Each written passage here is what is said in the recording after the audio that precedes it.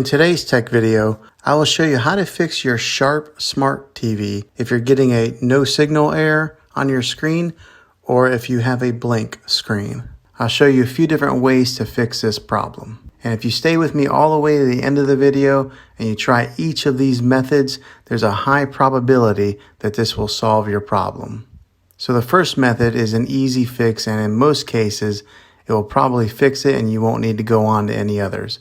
It's basically unplugging your TV from the wall outlet. Now wait 60 seconds. Don't be impatient here. Wait the whole 60 seconds and then plug it back in. This will reset your TV. This is a lot different than switching the power on and off with your remote, so make sure that you do it from the wall plug.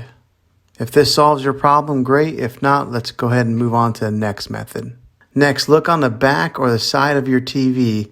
Find out where the device that you're trying to get to work is plugged into. Right above where it is plugged in, there's a description that says which port this is, whether it's an HDMI 1, 2, or 3. Then locate the source button on your remote.